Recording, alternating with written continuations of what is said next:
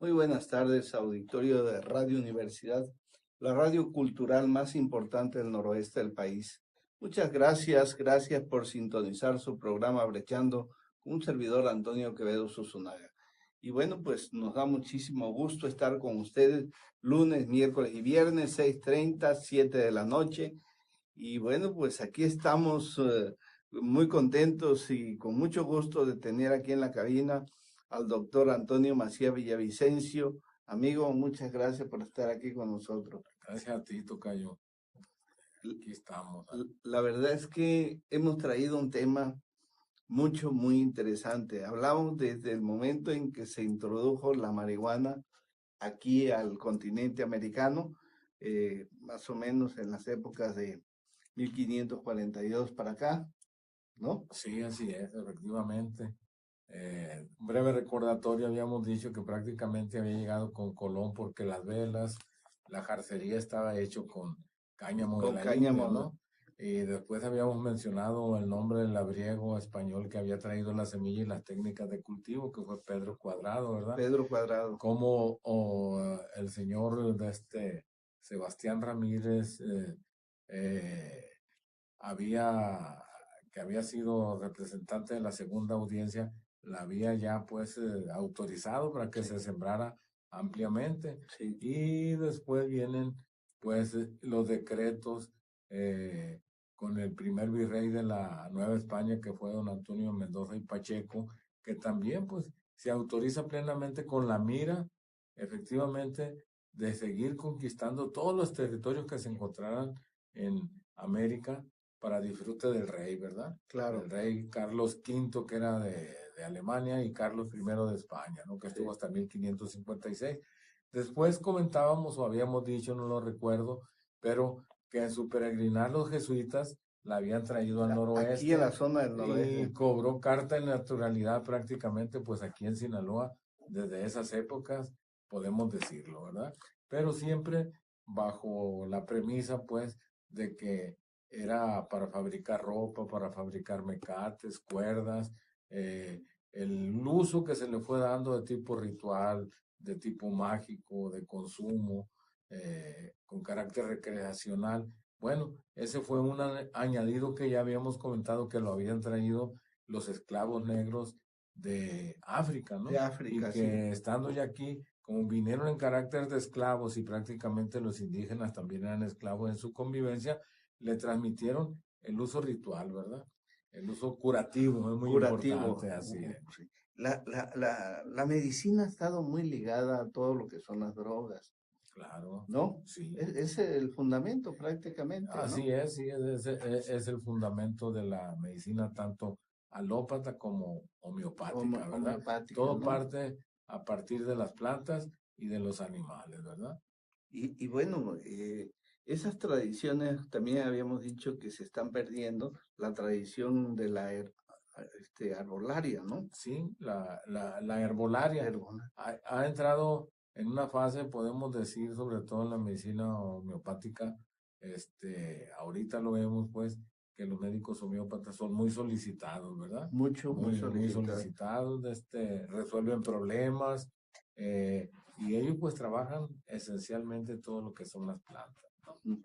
Es muy importante eso, ¿no? Bueno, y ahora pues estamos viendo cómo es esto que antes era parte de una materia prima industrial, se ha convertido en un sujeto de guerras, de luchas, de muertes, que es el comercio de la marihuana y otras drogas, ¿no? Sí, claro, parece ser que los intereses han hecho que se decrete la condena y la muerte a las plantas. Nosotros aquí en Sinaloa lo hemos vivido con las campañas de erradicación, Sí. en donde se les echan herbicidas, pensando que con esas campañas, pues las plantas se van a terminar y no se puede, ¿verdad?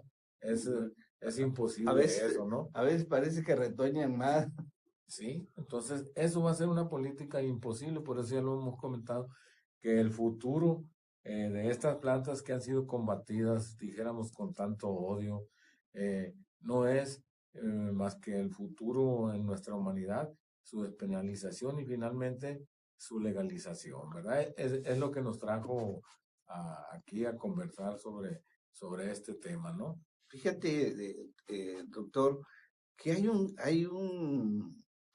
una lucha muy fuerte en Europa, donde los que se dedican a cultivar las hierbas medicinales están luchando contra esta industria de laboratorios que buscan satanizar muchas veces las plantas porque les hace competencia real a sus eh, productos, ¿no?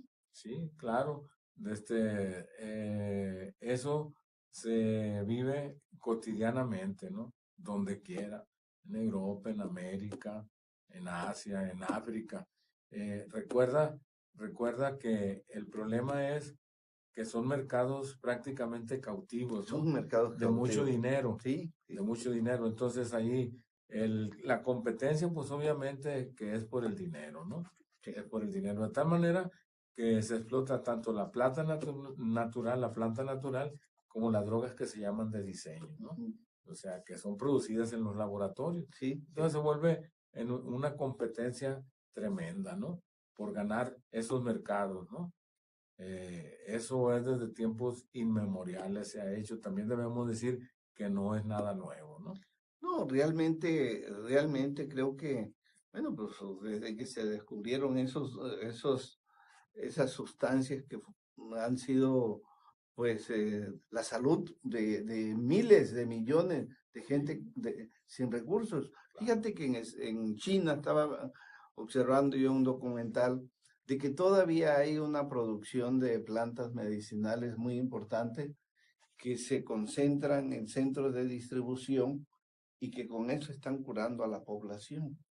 Sí, nosotros tenemos, por ejemplo, dijéramos, si nos ubicáramos aquí en los diferentes periodos que hemos vivido históricamente o que los hemos conocido pues a través de la lectura, de la historia, lo hemos comentado, ¿no? Hemos comentado 1939, inicio de la Segunda Guerra Mundial, Sí. ¿verdad? Necesidades de laboratorios de tener aportes suficientes y seguros de opio, ¿verdad? De opiáceos. ¿Para qué? Desde el punto de vista médico, pues se necesitan en los quirófanos que se hacen en los frentes de guerra. ¿Para qué? Para someter, exactamente, para mitigar el dolor, para someter procesos anestésicos, todo lo que se necesita en un hospital de sangre, ¿no?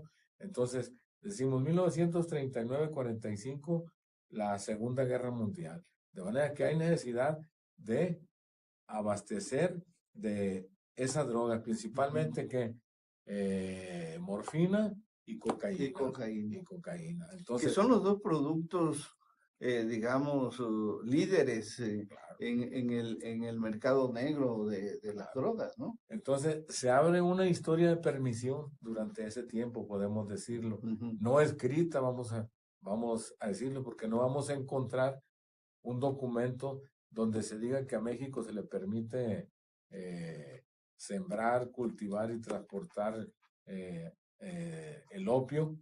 No lo vamos a ver a través de un documento, pero hay permisión, el hecho de hacerse de la vista gorda, o sea, ¿sí? Se da todo ese tipo de situaciones. Lo mismo pasa para la cocaína, vamos a poner un ejemplo. Antiguamente a la Coca-Cola en realidad se le ponía cocaína derivado de las hojas de coca, ¿no?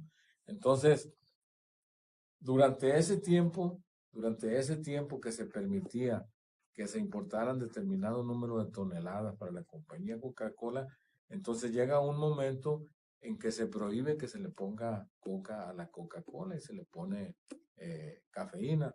Sin embargo, dentro de las importaciones que se hacen de la hoja de coca en los Estados Unidos, se siguen haciendo por toneladas para los fines médicos y también actualmente para el uso de la Coca-Cola, no porque le pongan la sustancia activa de la coca, sino como saborizante, ¿no? Lo que queda del residuo de la hoja, se lo vende la Coca-Cola, los laboratorios de Estados Unidos, pero ya no llevan el principio activo de la coca, ¿no? Entonces, Es puro saborizante. saborizante nada más. Entonces, oye, cuando los colombianos, por ejemplo, se toman un té de coca, pues ¿están tomando como un té de limón aquí o qué pasó?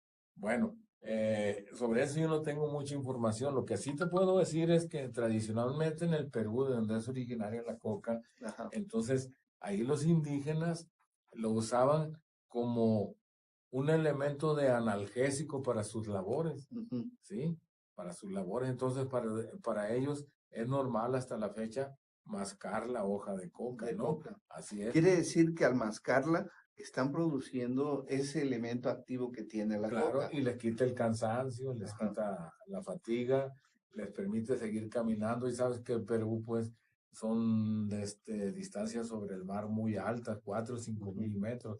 Entonces, eso les permite caminar sin tener fatiga, sin tener cansancio, prolongan sus periodos de vigilia, etcétera. Pero eso es ancestral, ¿no? Ujú. Eso es ancestral.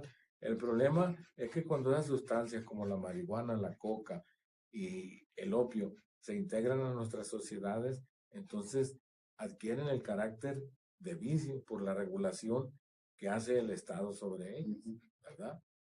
Y bueno, pues el Estado mexicano ha estado muy vigilante siempre de estas drogas. Tan es así que bueno, formó parte de ese abasto internacional con Estados Unidos, Sí. pero a partir de ahí, pues lo ha combatido, pero también ha habido esa permisidad, ¿no? Claro, y podemos poner ejemplos, ¿no? Decíamos 1939-45, bueno, hay una elasticidad, podemos decir, Sí. para el uso. Viene 45, termina la Segunda Guerra Mundial y el 10 de agosto Japón se rinde ante los Estados Unidos después de haber arrojado las dos Aquella la bombas, ¿no? bomba en Nagasaki. Hiroshima y y Nagasaki, 6 y 9 de agosto, ¿verdad? Ujú. Entonces, ¿qué es lo que vive el mundo como una sociedad ya que está informada de todo lo que sucede y se da cuenta que hay un arma que mata a 100,000 personas en un solo momento, a Ujú. 85,000, 70,000? Entonces, causa un pavor. Ujú. Termina la guerra y ese pavor, esa sociedad angustiada, necesita drogas para suprimir su angustia, sus miedos, sus temores. Y todas aquellas personas que sobrevivieron en la Segunda Guerra Mundial necesitan también su dosis de medicamentos, de drogas, para seguir conviviendo, ¿verdad? Para seguir sacando el día, podemos Adaptarse decirlo, a las nuevas a las circunstancias. nuevas circunstancias que son de temor y de muerte, Sí, porque estamos hablando del 45 en adelante de la Guerra Fría, ¿no? sí. El enfrentamiento de las grandes potencias a través de lo que le llamaron guerras de baja intensidad, porque se enfrentaban países dominados por la Unión Soviética o por Estados Unidos. Ujú. No había un enfrentamiento directo, pero estaba el temor, como lo estamos viviendo ahorita, del bombardeo que hizo Inglaterra, Francia y Estados Unidos a Siria, A ¿no? Siria, que Y, fue un ataque, la verdad, es algo irracional. ¿Y qué es lo que despierta en la humanidad? Una Una angustia, ¿no? angustia, un El miedo, temor un ya temor. se comenta que la Tercera Guerra Mundial, que, de- bueno, nosotros esperamos como personas, tú y yo y muchos, que eso no se va a Oja- presentar una Tercera Guerra Mundial, pero en las noticias del periódico, los comentarios de los políticos, subyace ese comentario, ¿no? claro, hay Que ese existe la miedo, posibilidad, se exacto. genera ese miedo. Entonces la juventud, todas las personas, nosotros mismos, empezamos a decir, bueno, si estamos ante un peligro, pues vamos a disfrutar la vida, ¿no? Ajá. Y si eso incluye las drogas, ¿verdad? Bueno, pues se va a hacer eso. Ya lo comentábamos en Inglaterra, cuando fue bombardeada casi un año, Ujú. cómo cambió la mentalidad de los jóvenes, ¿verdad? Ujú. Entonces, es muy importante. Entonces, tenemos nosotros periodos de alternancia en que se permite la droga y otros periodos De, en que se reprime. de restricción. Tenemos 100 años aproximadamente de estar conviviendo con la política represiva, aproximadamente desde 1923 hasta la fecha, Hasta la fecha. y nos damos cuenta que no ha funcionado y ni va a funcionar. Y que no lo ha logrado controlar ni someter, ni siquiera regular el Estado. Así es, exactamente. Ahora, nosotros estamos observando que estos hechos de comercio ilegal de droga tienen metido al Estado, lo tienen rebasado totalmente. Bueno, pero este es un tema extraordinario, tema de mucha profundidad, que lo quisimos abordar el doctor Antonio Macías Villavicencio y un servidor, pero después de un corte, pues regresamos más con este tema, doctor. Claro, adelante. El día de la elección, en las casillas nos acompañan representantes de todos los partidos. De candidatos independientes y observadores electorales nacionales e internacionales.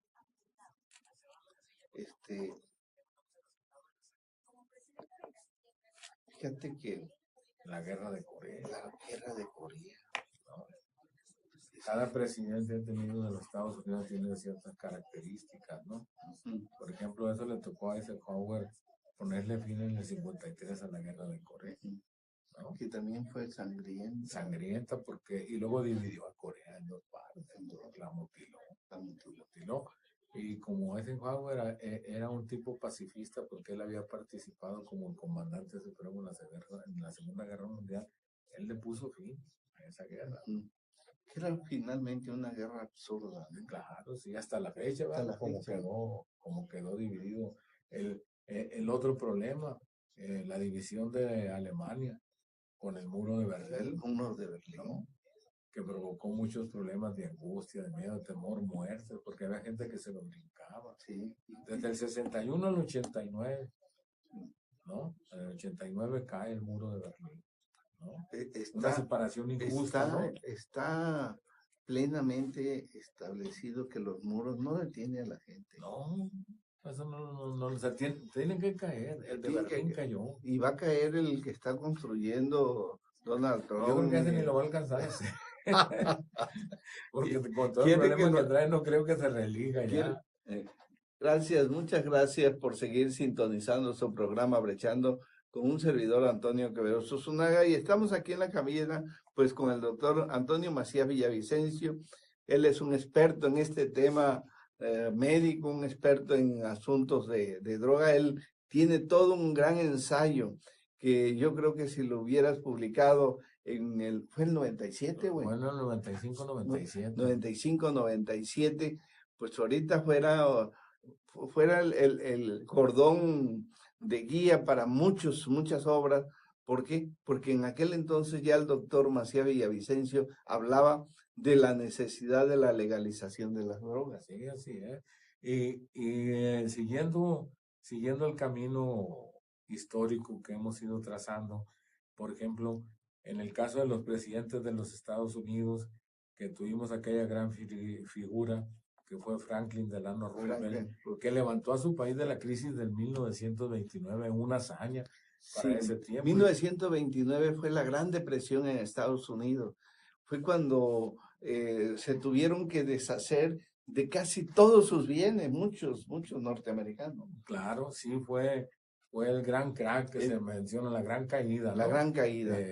Inducida pues por los grandes capitalistas, pero el problema es que se cayó en una gran depresión en Estados Unidos, y a través de las películas que fueron filmadas en ese tiempo, vemos las grandes colas que se hacían con la gente con su platito para poder les otorgaran una comida, ¿no? Las grandes concentraciones que hacían porque pues la crisis derrumbó a los Estados Unidos, y viene este presidente y levanta al país, ¿verdad? En 1932 empieza él a levantarlo. Viene la recuperación prácticamente en 1932, y viene también en 1932, como bien lo dices, tocayo, un beneficio para todos aquellos países como México.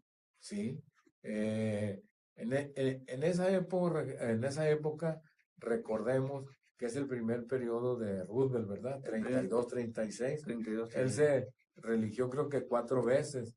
La última fue en el 40-45, ¿no? A él ya no le toca el problema de las bombas de Hiroshima y Nagasaki, pero él ya lo había preparado a través del proyecto Manhattan, desde luego. Pero lo que tú dices, ahí también es una época que va a ser de recuperación, porque así como Estados Unidos dejó de comprar, va a empezar a comprar mucho a partir de ahí. Sí. Y cuando en el 41 entra otra vez Estados Unidos a la Segunda Guerra Mundial, entonces va a comprar mucho más, Sí, ¿no? entra un auge extraordinario. Pero claro que la compra se venía dando ya desde antes, porque acuérdate que Estados Unidos estaba abasteciendo a las tropas de Inglaterra y Francia, Así es. ¿no? Botas, uniformes, Sí. alimentos, Armas. armas. Entonces, Estados Unidos compraba todo, ¿no? Compraba todo. Entonces viene una época de recuperación, como tú decías, principalmente para nuestro país, ¿verdad? Sí. Que fue en la época del general Lázaro Cárdenas. Lázaro Cárdenas. Que dicho de paso, dicho de paso, para conocimiento, claro que muchos ya lo saben, todo lo que estamos platicando, muchos ya lo saben, pero lo vamos a comentar. En el periodo del general Lázaro Cárdenas, orientado por un gran médico, el doctor José Salazar Viniegra, se despenalizó y se legalizó el uso de las drogas. Fue en ese... A través del diario oficial aparece.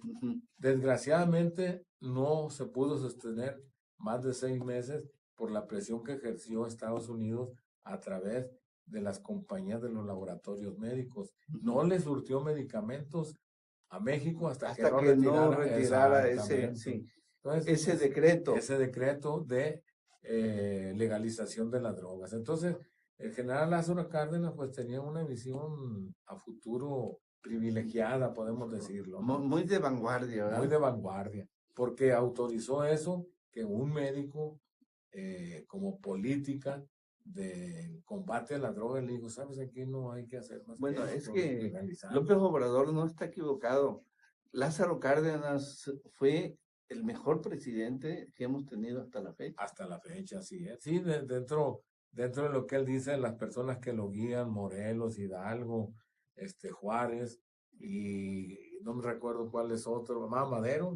Y Cárdenas, en el siglo XX, ¿no? Sí, realmente Cárdenas entra en un periodo muy interesante, porque el periodo ordenador del país empieza con la Constitución de 1917, pero se va hasta 1924 cuando se empieza a ordenar el campo, sobre todo el campo, y la producción de alimentos y una serie de actividades que nos lleva hasta 1932 cuando nace la CADES, nacen otras organizaciones agrícolas, claro, en Sonora, en Jalisco, en Tamaulipas, en Veracruz, en varias partes se organiza el campo en las zonas ejidales, las organizaciones ejidales, campesinas y la pequeña propiedad. Sí, porque recuerda que Cárdenas lo que impulsó fue mucho eso, el reparto de la tierra. El reparto de la tierra. Recuérdate que aquí en Sinaloa fue muy conflictivo, ¿no? Sobre todo en el sur. Sobre todo en el sur. Pero tú ves aquí muchos pueblos, ahorita si tú te vas, está que la Michoacana, Campo Morelia, Campo esto, ¿por qué? Se repartió mucha tierra en todo el país, no nomás en Sinaloa. Sí, se le quitaron a todos los terratenientes que estaban aquí. En el periodo que tú dices, en el periodo de Lázaro Cárdenas, 1934-1940, ¿no? Sí. Entonces, fue un periodo crucial para el desarrollo de nuestro país, no solamente por la expropiación petrolera, no solamente por lo que comentábamos de que se le dio valor agregado a los productos del campo a través de la industrialización cuando entramos en crisis económica dependiendo de Estados Unidos, sino hay detalles muy finos que se tejieron y que fueron permitidos, como también puede ser desconocido. En la Segunda Guerra Mundial, el gobierno mexicano con Lázaro Cárdenas le siguió vendiendo petróleo a la Alemania nazi, permitido por los Estados Unidos, ¿no? Fíjate, todo esto viene a partir de que empezamos a comentar, Tocayo, de la importancia de esa peregrinación jesuita que tuvimos, que de alguna manera fueron ellos los que empezaron a alentar ese gran desarrollo, empezar a enseñar a la gente a leer, a escribir, a sembrar, a construir. Es en ese entonces cuando se empieza a usar el adobe en las casas. Por eso en la zona del Fuerte, de Choice, de todo, hasta 1997 había el 26% de la vivienda rural estaba hecha con material de adobe. El adobe no era otra cosa que un material construido en esa época por los jesuitas. Así es, y me recuerda eso que tú trataste de trabajar, que pues ojalá que hubiera sido, ¿no? El sueño Sí, de hacer casas con la vara blanca la de vara aquí de la mesa blanca, de Cacaxtra, ¿no? así es. Y que iba a ser el método indígena, ¿verdad? La El- vara y y enjarrada pero ya versatilizada a nuestra a época, nuestra ¿verdad? época, sí. La verdad que hicimos un estudio muy interesante del uso de la vara blanca para la construcción de vivienda rural. Hay que recordar que las primeras cárceles que se hicieron en Sinaloa fueron de vara. En el Rosario hay ese antecedente y bueno, pues en aquel entonces la vara blanca era de extraordinaria importancia, porque donde había vara blanca había mucho venado Así es, sí, por la ¿no? flor Sí, y la hoja de la vara. de la vara. Entonces, por eso la zona de Mazatlán, de San Ignacio y toda esa región, pues estaba llena de muchas especies de venado. Y sigue todavía, Y sí, sigue. sigue habiendo, porque creo que está virgen aún esa parte de lo que es la mesa de Cacaxla, ¿no? No creo que está respetada, parece No, ser. no. Sí. Ahora, esta vara blanca en la construcción de vivienda es como el mismo cáñamo que traían los españoles de la marihuana. ¿Por qué? Porque estaban ligados precisamente ellos a un esquema de producción. Lo que aquí era vara blanca, en Veracruz era yagua o era caña vaquera, Pero es la misma pero planta. era la misma planta, o era el carrizo en algunos otros lugares. En fin, creo que eran los sistemas de construcción que, bueno, siguen siendo válidos para muchas regiones. Ahorita ya la caña vaquera y el carrizo son elementos de construcción ya incluso para casas modernas y de lujo, de campo, ¿no? Sí, es muy interesante eso. Nomás que pues lo dejaste pendiente, tocayo, ¿no? Dejamos ese Te estudio, orientaste por los banqueros, ¿no? me incliné por los banqueros, por la creación de establecimientos y casas bancarias en Sinaloa. Y bueno, pero es muy interesante hablar cómo se van dando las cosas, cómo van incidiendo. Y bueno, pues ahorita tenemos la guerra de las drogas como uno de los temas que preocupa mucho a todo el mundo. Una guerra perdida, Guerra una guerra perdida, sangrienta, ¿no? sangrienta, Desgastante, sí, angustiante, angustiante, ¿no? sí. Entonces, eso es de antemano. Quienes han escrito sobre eso la describen como una guerra fallida, como una guerra perdida. Sí, Cuando Calderón se vistió con el uniforme tomando el poder, no sé si te acuerdes, ¿no? sí, que se puso Se puso uniforme la y casaca y todo, y la gorrita y todo, ¿no? Y está todavía, bueno, podemos ver los filmes. Muchos le advirtieron, intelectuales, sin ser de oposición siquiera, intelectuales del mismo grupo compacto de él, de que esa guerra no debería haber sido emprendida. bueno, pues el tiempo se nos ha terminado, tocayo. El tema sigue vivo, vamos a continuar con otros aspectos que tenemos pendientes. Claro, Pues muchas gracias, gracias a ti, doctor Antonio Macía gracias a Radio Villavicencio. UAS. Gracias a la universidad, gracias al auditorio de Radio Universidad, gracias a Diris Talavera en los controles. Hasta pronto.